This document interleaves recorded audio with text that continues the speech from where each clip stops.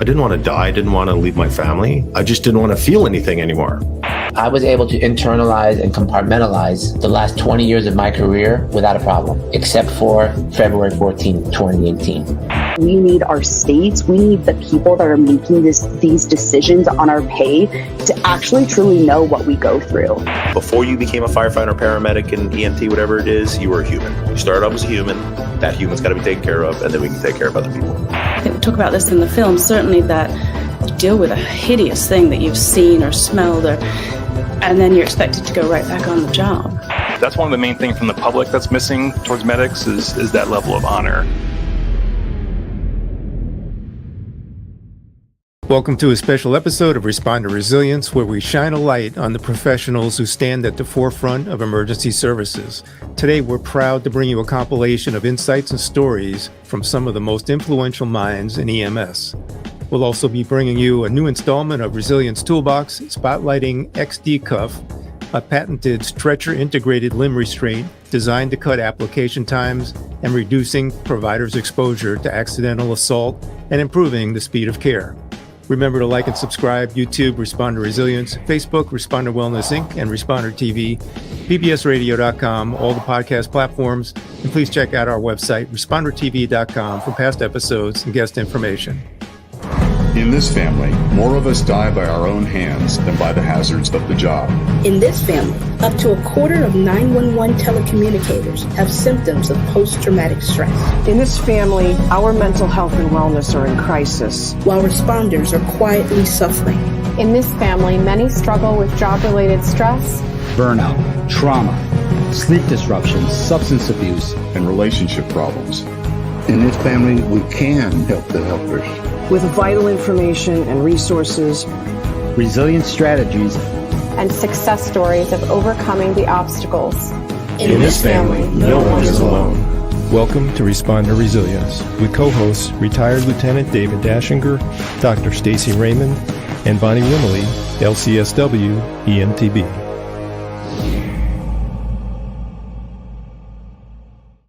This episode is made possible by XD Cuff, soft restraints reinvented. Visit xdcuff.com for more information. We embark on an inspiring journey with Daniel Sundahl, a paramedic, firefighter, and a profoundly talented photo artist. With over 20 years of service on the front lines, Daniel has been witness to incidents that, while challenging, have sculpted a path to healing, not just for him, but for many others through the transformative power of his art as therapy. Daniel opens up about the weight of trauma, the pivotal moments of seeking help, and the journey towards recovery. He delves into the concept of post-traumatic growth, a testament to the human spirit's ability to not just endure, but to flourish amid adversity. And we're talking a lot about how your art is healing, after going through the trauma and once you develop PTSI.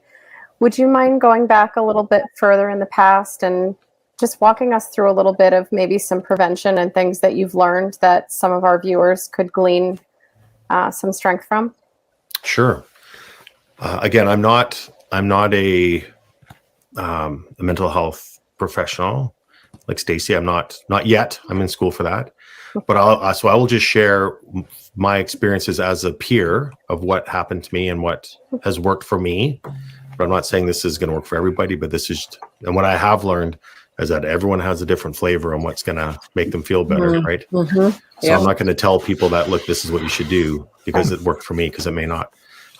But for me, my diagnosis came as actually a surprise. So for me, I always thought that post-traumatic stress was, you're normal. And then you have that one event, you have that one call. And then when that one call, you are now impaired because of that one event. But that never happened to me. I had like a long career of many stressors that eventually started manifesting these effects that I wasn't aware that it was from work. So I kind of learned by accident, just because our department went and we listened to a psychologist talk about post-traumatic stress, and he was listing off all the signs and symptoms. And I'm like, holy crap, really connect with a lot of these. And then we went back to the fire hall, and I'm like, Right. hey guys, do you connect with all that stuff? And they're like, no. And I'm like, yeah, no, me neither. I don't know what you guys are talking about. Right? But thinking, I'm like, holy smokes, maybe being suicidal isn't normal, which, when you think about it now, it's really like, it really changed my brain chemistry. I wasn't really aware of how much trouble I was in. Right. So because of that presentation, I did call a psychologist and got assessed and was diagnosed. And when that happened, then my treatment started. And part of that treatment was doing the R work.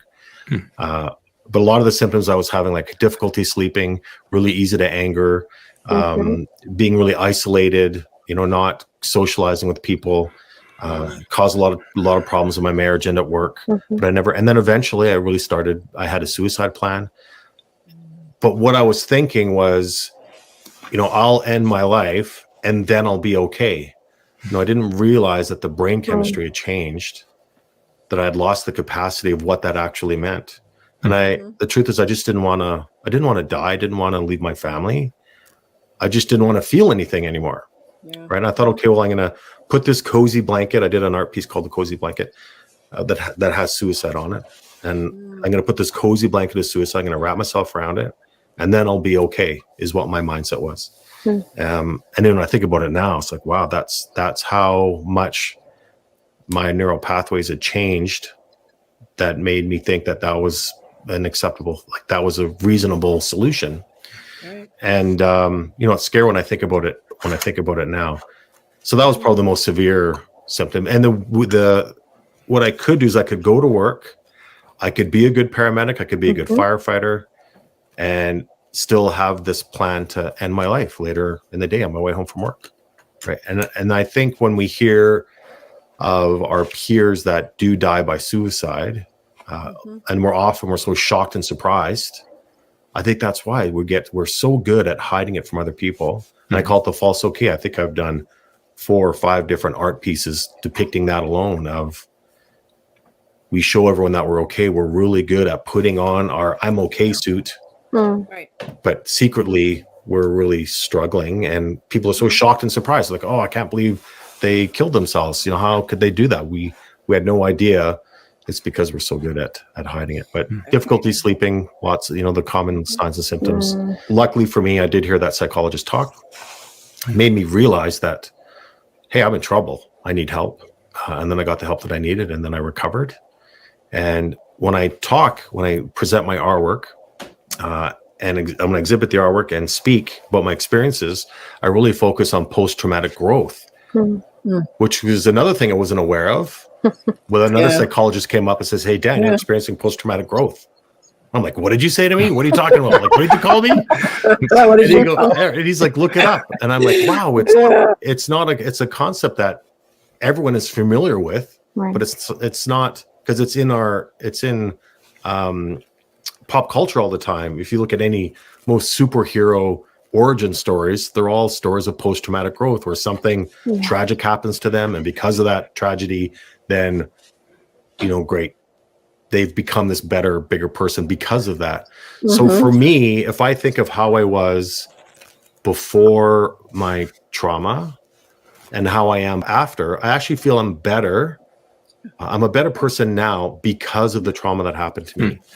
More so, actually, more accurate way to say that is because of the trauma and the work that I did to get better. Right. The work I did to build new neural pathways in my head. And it wasn't easy, but because of that, I'm actually different than I was before I started developing this trauma in the first place. And that's what post-traumatic growth is.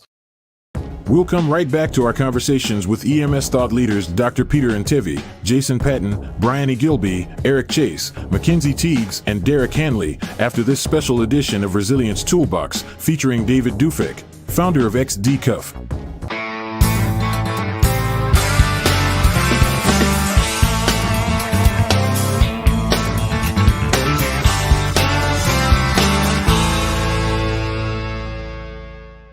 On this installment of Resilience Toolbox, we're speaking with paramedic and firefighter David Dufek, founder of XDCuff, a patented stretcher-integrated limb restraint designed to cut application times, reducing providers' exposure to accidental assault, and improving the speed of care. Dave, welcome to Resilience Toolbox. Yeah, thank you for having me. Walk us through the inspiration behind the development of XD Cuff and what sets it apart from traditional limb restraints out there. So I've been in EMS for almost 18 years now, and throughout my career just had a lot of difficulties applying traditional limb restraint products. And one call in particular, my partner was injured during the call, and that was the moment I really realized that this needed to change because it was a drawn out process. We weren't able to physically restrain him with soft restraints and had to utilize police. So it really delayed patient care. My partner was injured. So that was kind of the moment I was like, hey, we need a better physical restraint. And so what XD Cuff is it's a stretcher integrated restraint that's already attached to the stretcher. So when the unfortunate event happens, you have a patient like that, you don't have to go searching for the restraints. They're already in the correct location, ready to deploy. It's just a much faster, more efficient way to restrain them. So how does the stretcher integrated design of XD Cuff enhance what you're talking about with the patient safety and comfort compared to when we used to have to scramble to get some restraints together? There's not a predetermined spot on a stretcher currently to where to apply restraints. And this is very important, especially with the powered cots now, being that the legs are so close to the correct positioning. There's been instances where they've accidentally tied it to the legs of the stretcher, and when they lowered it, it's hurt the patient. So not only do you have the mechanics of the stretcher to be concerned about damaging the stretcher or the patient, but it lessens that time that it takes to apply it because you already know where the anchors are. They're highlighted in yellow. We even had a custom color made so you can easily identify where they are. Just the pre-connected aspect alone, let alone the cuff also being there, it just greatly speeds application, especially when you have students or police officers working together. It kind of keeps everybody on the same page. Is there training that's needed, and how can department leaders better prepare their crews for deploying the XD Cuff? Having the correct tool is only part of it, as you know, in the fire service. So physically restraining folks, especially new hires, is really important, you know, and it's something that kind of gets touched on a little bit in school and a little bit with new hire, but the amount of training we have compared to like a police officer is very minimal. You know, we should have this training for sure. We are expected to restrain and treat patients that may have a head injury or had a seizure or something like that. So we're kind of thrown into this, not really knowing and kind of learning on the job, and that shouldn't be the place you learn. You know, if you can just get the folks out there on the same page, like how we're going to restrain them, you know, almost like pit crew CPR, where everybody has a task before you even get there. This person's going to be given the medications. This person's going to be holding the arms or the legs.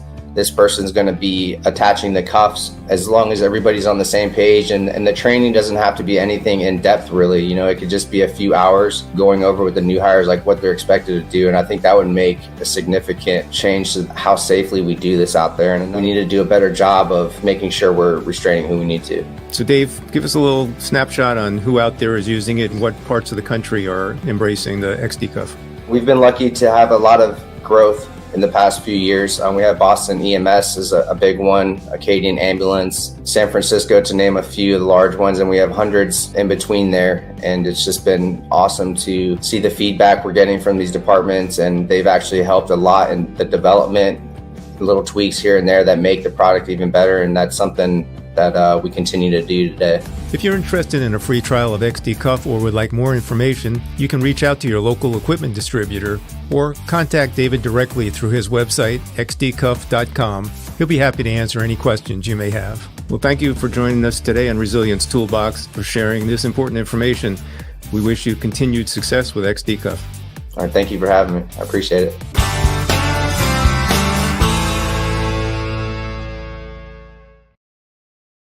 In this clip, we learn about the profound experiences of Dr. Peter Antevy during one of the most heart-wrenching events in recent history, the 2018 Parkland school shootings. As a key figure on the front lines, Dr. Antevy shares not only the raw and unfiltered reality of the challenges faced by first responders, but also the often overlooked mental health battles that ensue.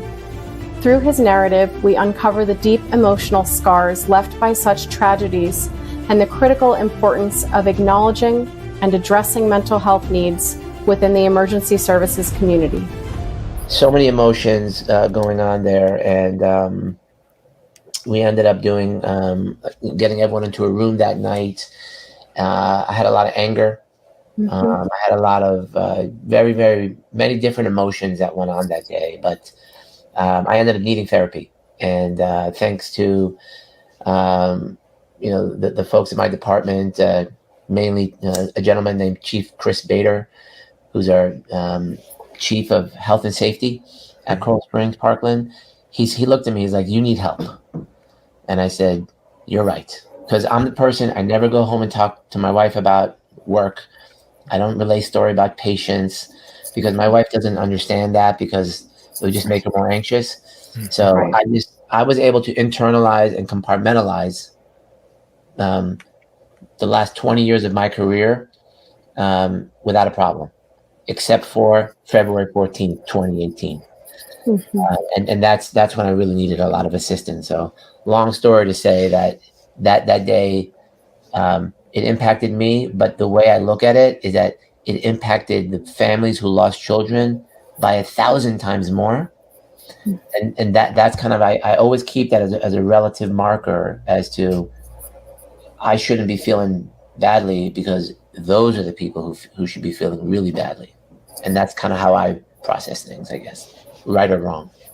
Well, I have so many thoughts and reactions I could share, but I guess the first is thank you for being so genuine and for showing your true self and your feelings, because that's one of our biggest goals on this podcast is to show real life and to break the stigma. And just by talking and sharing that you needed help, you're already helping us achieve our mission here. I appreciate that. I have to thank other people for that because sure. I have now traveled the country, and we do either 4 or 8 hour seminars on Parkland, and we still do them crazily, as crazy as it sounds. And the more I do talk about it, even though I have a really hard time doing it, like you said, it helps kind of selfishly. It helps me get through my own internal difficulties. Yeah. The EMT in me resonates with you as well. Just being on scenes where you've done everything under the sun and it's still their day to go. And when it's a child, it's a whole different ballgame. And, just the fact that you're a true first responder, you ran to that scene. Yeah. And for that, we're grateful. I appreciate that. One of the things I committed to my community was that we were going to put whole blood on our vehicles, and part of the way that I try to heal internally is to try to make sure it doesn't happen again. Right. So we now have blood in Broward County. We now have blood in Palm Beach County, and over the last 3 days in Palm Beach County, we gave 7 units of blood. Wow. 6 of those 7 people are still alive today. So part of my recovery and is understanding the gaps in healthcare today, and specifically in EMS, because where I focus my attention, it's helped me to help others and to help my community. So that's part of the slow healing process that I'm trying to go through, but I really appreciate what you've said to me. Thank you. Meet MaKenzie Tiegs, the fearless host behind the Raw Thoughts podcast. MaKenzie isn't just a host, she's a storyteller with a mission. Her background as a paramedic isn't just a career, it's the backbone of her passion. Through her unique lens, she invites us into the world of emergency medical services, shedding light on the critical issues facing EMS today. From the challenges of recruitment and retention to the stark reality of failed leadership and insufficient pay, MaKenzie doesn't shy away from tough discussions. Sometimes it could look like EMS is really stuck in terms of the issues and recruitment and retention. So what are your thoughts about, is there a way to fix it? And how do we deal with, the pay inequity within the EMS profession? Yeah, this is a big topic and something that definitely impacts me. When I was a paramedic, we worked underneath of a hospital base, and then that transitioned to back to the county. The county commissioners then took over, and to tell you the truth, the leadership have failed us. Huge pay cut. We are doing our job $19 an hour. Like, the people responding to these car wrecks, the people responding that you want to be there to save these, your loved ones, $19 an hour. EMTs, $13 an hour, right? Why is that? A lot of people don't understand why that is. Well, the money comes from the counties, the cities, and we actually, there's only about 8 states that have EMS as a essential worker. Mm-hmm. What that means is that the police departments and fire departments actually get help with funding. EMS does not. Especially in Idaho, we do not run ambulances out of the fire station. They're completely separate. And so that's really where our pay is coming from, and that's also where people are leaving EMS. You can go and be a paramedic on a fire truck, have less calls, have less critical incidences, get better pay, be more supported. Benefits. Why the hell? Benefits. Yeah. A union. Why the hell wouldn't you do that? Mm-hmm. Right. One reason why I got out of being a paramedic and into real estate, it just or doors were closing on me. And I was like, there's something else that I need to be doing. And it's led me to where I am today, but that doesn't come without a huge struggle. And I think one of our biggest steps is that we need our legislation. We need our states. We need the people that are making these decisions on our pay to actually truly know what we go through. Mm-hmm. And I think there's a big gap there. They don't want to listen. I just a couple weeks ago was at the Capitol for a different, speech, and got up, spoke about this. I had a county commissioner look at me and ask me, what county was that? And we don't do that in our county. I said, you know what? I said, you have your paramedics working a 56-hour shift. That is 56 hours they are on that ambulance. Do you know why your people are leaving? As I was talking about this, he looked a different way and didn't even listen to what I had to say. And that is the problem. We had the wonderful opportunity to interview Jason Patton, who's not just a firefighter paramedic, but also the brilliant mind behind Fire Department Chronicles. Jason opens up about his passion for guiding new recruits or probies on the significance of mental health, self-care, and recognizing their invaluable role from the get-go. Jason shares his insightful perspective, inspired by courage, humor, and unwavering dedication to making a difference. When you're interacting with probies, or if you were standing in front of a class of probies, what would you tell them? What kind of advice would you impart? Yeah, so I get the luck of every time we bring in a new probationary class, I sit down with them and I talk to them about mental health. I talk to them about taking care of themselves, that kind of thing. And I kind of always try to depart the final piece of the conversation with, you are important. You are important. That when you show up on calls, they are important. They need to be taken care of. Don't kill yourself, trying to save someone's life, the whole like risk versus reward stuff. But at the end of the day, if you need to go into your bunk room and sit down for 20 minutes and think about what's going on, then you are important. When you get off shift, you're important. And I think that's something that I really try, because from the day we walk in to being a firefighter or paramedic or EMT, whatever it is always about patients. It's always about other people, which I agree with. But before you became a firefighter, paramedic, and EMT, whatever it is, you were a human. You started off as a human. That human's got to be taken care of, and then we can take care of other people. Yeah. Great. Well, to your point, when I was on duty, I used to check in with all my crew before we touched a bag, because all the stuff in the bag is absolutely useless if my head's not in the right space to use the bag. I agree. And I'm telling you, validation is the number one thing I talk to people about, because there's something about like something sitting in your head and like, that baby, I don't know if I was okay with that. And someone going, yeah, dude, I would feel that's normal, man. Like you've seen dead kids or seeing someone who looked just like your father.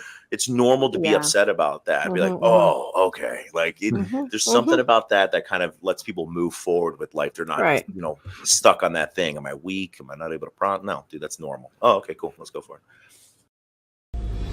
We sat down with the incredible Bryony Gilbey, the visionary director and producer behind the groundbreaking documentary film, Honorable But Broken, EMS in Crisis.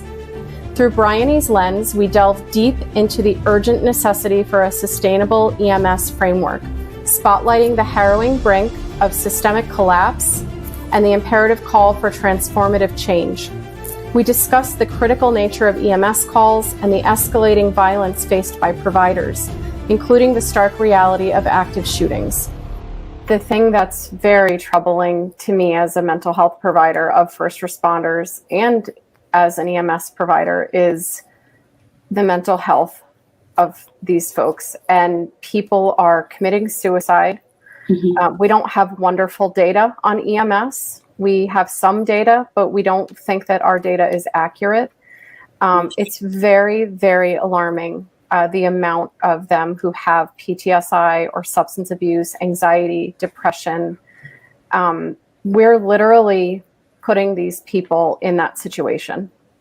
And the nature of the calls that are going on in the world, and a lot of people don't realize this either, the nature of the calls are getting much more complicated and much more dangerous. There's a lot more violence against providers specifically, violence around providers. You're also talking about a profession where decades ago you stayed outside and waited until the police secured the scene. Now we have EMS providers training to be in the warm zone of shootings, of active shootings, wearing, ballistic vests and helmets and running in there. So we're asking a lot of people, and I'm so troubled by the state of their mental health. And that's one of the reasons we do this podcast, because it's not okay.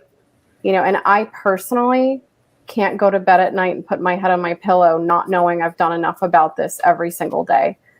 People, I blast everybody I know about this. I blast my social media. It's just so critical. I can't say enough about it. It is. I think the effects are acute and cumulative. And when you say you're working 2 or 3 or 4 jobs, you deal with something. I think we talk about this in the film. Certainly, that you deal with a hideous thing that you've seen or smelled, and then you're expected to go right back on the job. And there is this sort of mentality of, I don't need help. I don't want to admit that I'm struggling. And what's the alternative, really? I really have to work. I have to make money. I have to keep working. But yeah, it is taking its toll. And that was why the story of John Mondello was just so powerful in sort of describing what's going on. But yeah, and we talked to union leaders. We talked to the union of New York FDNY EMS, who said that they don't have the mental health, the support that they need. EMS is different from the other agencies, and they need to have support that's different. It's just inadequate. This episode is made possible by XD Cuff, soft restraints reinvented. Visit xdcuff.com for more information. In the fast-paced and high-stakes world of emergency services, the ability to think quickly, adapt, and lead, regardless of one's rank, is invaluable. Enter Eric Chase of EMS Improv, a seasoned veteran of the military, law enforcement, firefighting, and emergency medical services, who has harnessed the transformative power of improvisation to enhance these critical skills. In this captivating video clip, Eric reveals how the principles of improv can help first responders not only stay present and focused amid chaos, but also foster leadership qualities in every situation they face. Well, let me preface it by saying that one of the things I love the most about the fire department and the job was the brilliance of the people I worked with. And I'll also say EMS because we were all cross-trained as EMTs and paramedics, and we were running EMS calls alongside fire calls. But the guys I worked with blew me away shift after shift with their amazing creativity and brilliance in solving problems and coming up with solutions to situations, whether it was how to move a patient or how to deal with a bandaging with what we had on scene or a logistical problem, you name it. So how does improv and what you do facilitate the creative problem-solving processes for first responders? Well, thank you for saying that, or even asking that question.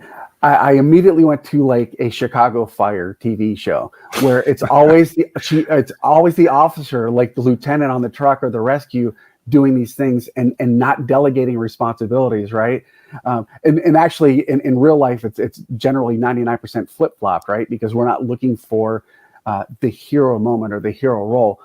We understand in good agencies and good training that it's a collaborative role. What the improv does, in our exercises and our trainings when we go to departments, we'll share and show them that, again, at a very low stakes, because there's nobody going to be hurt or injured or killed if we don't do something right. We give people the opportunity to be a leader, even if they're not a leader on the fire ground or on the ambulance by title. So the chief officer, the lead paramedic, the FTO doesn't always have to be the one that has the answer. So this gets people in the practice of saying, I feel this, or I say this, and then they add an and to that. So it's an additive piece or component where then it becomes a collaboration.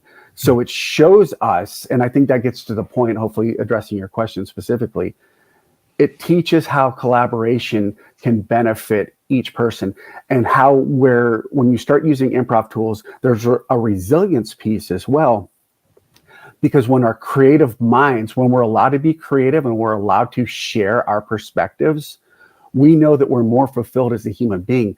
So we're less likely to be put in a position of darkness or anxiety or guilt or pain, because we're training our mind and we're putting ourselves in a better position to be more resilient.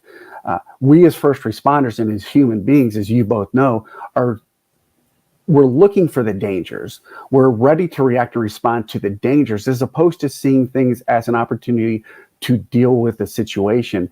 And I think, and knowing that we're doing it with a team of amazing, awesome people, and I don't have to be the only person that has an answer, that I can rely on my team to be creative, to be collaborative, to show me a different perspective and role. And that is taught in a socially supportive environment. And all too often, the rigidity of leadership structure and training does not give you an opportunity. It's very black and white and linear. I tell you to do this, you do this, period, point and blank. And if you don't, there's a consequence, and it's an adverse consequence. We celebrate failure in improv. And I think when our bodies and our minds can learn to accept failure in a fight, flight, or freeze fun exercise, where people will get overzealous and some will become very introverted. They see and witness other people's actions, and then they start to assimilate to the positivity and the growth of the group. And we know that with positive traits or negative traits, the strongest ones are going to prevail regardless of how good the organization is. You might be on A shift in a great department at station 33, and they're a bunch of jerks. And so if you get sent there, what is the prevailing attitude? Negativity, bad behavior, and then that's what you take home, and that's what you take to your next station assignment. So we can change these things on a paradigm shift. On the flip of a coin, literally just saying yes to what you've heard, and then you offer your own piece, as opposed to saying no, or as opposed to saying yes, but. In the heart of conflict and chaos, where the line between life and death blurs, Derek O. Hanley stands with his camera, capturing moments that tell tales of courage, sacrifice, and the often overlooked struggles of those on the front lines. As a photographer, paramedic, and disabled combat medic, Derek brings a unique perspective to the fore with his poignant collection, Photos from the Front Lines. Derek's journey through war zones and emergency scenes has not only been about saving lives, but also about documenting the real stories of EMS workers. Through his book and his revealing clip, he sheds light on the critical issues, the urgent need for better recruitment and retention, the alarming rates of burnout, and how we can all contribute to a future where EMS workers receive the honor, care, and support they so rightly deserve. You know, what I see with clients a lot is that although our profession has to be secretive, it's very important. You know, HIPAA and confidentiality are paramount for all of us.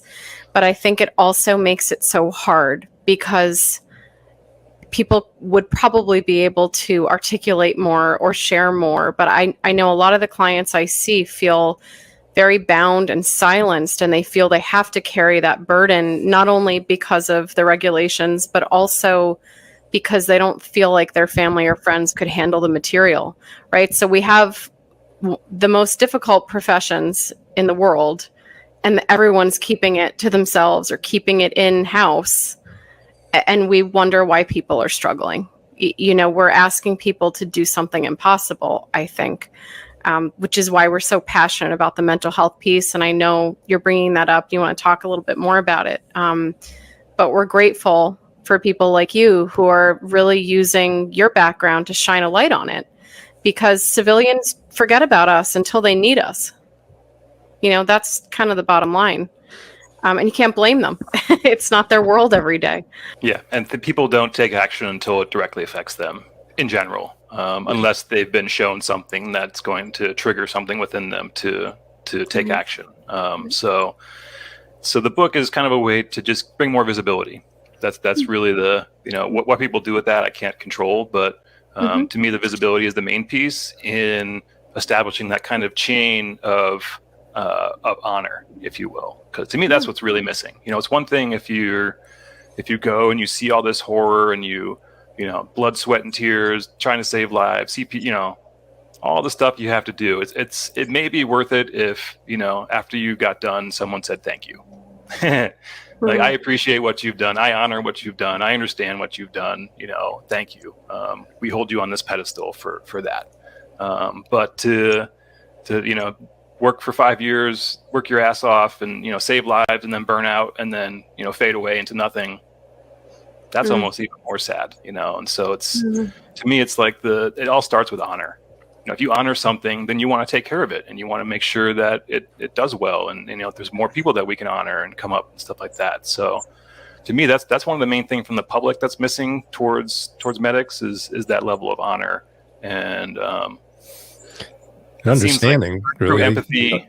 Through understanding and through empathy, that's kind of what I think can cultivate that. And that's kind of the side mission of the book is to, or the grand mission, if you will, is to produce more honor for medics within society. As we conclude, it is clear that the journey of enhancing and supporting emergency medical services is ongoing. The challenges are many, but so are the opportunities for growth, reform, and recognition of the invaluable work done by these heroes. Thank you for joining us on this exploration of responder resilience. Together, let's continue to support, celebrate, and advocate for the EMS community as they tirelessly work to save lives and their communities. Once again, we'd like to thank all of our guests who participated in this episode and this compilation of conversations. We want to remind you to like and subscribe YouTube Responder Resilience, Facebook Responder Wellness Inc., Responder TV, bbsradio.com, Apple Podcasts, Spotify, and all the podcast platforms, and check out our website, respondertv.com, for past episodes and guest information. Until the next time, stay safe, be kind to yourself, take care.